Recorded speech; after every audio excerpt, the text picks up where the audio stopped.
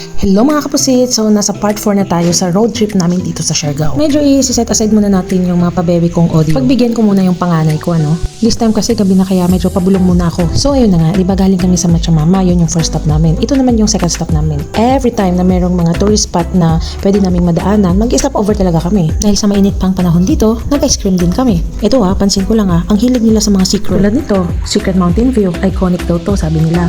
So ayan, stop over na naman kami. Ay naku, lagi talaga akong nahuli pagdating sa mga selfies.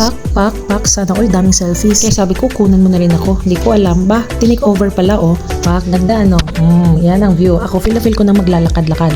Yung pala niya pa kinukunan. Sabi ko, videoan niya ako yung nagmo-moment ako. Ay, kadiri. Gusto ko sanang mag-moment. Ewan ko yung mga dumadaan kasi nakakainis. At saka yung tatlo dun pwede ba i-crop? Yung wala kami dyan. Nandun lang sila nakatambay. Nung nag-picture na kami, nagdradrama na kami, doon din sila bumaba. Char lang, feeling may-ari ng Siargao Sa totoo lang hindi talaga ako marunong mag-posing. As in, para lang akong tanga. Sige, Pites, bye na. Next naman.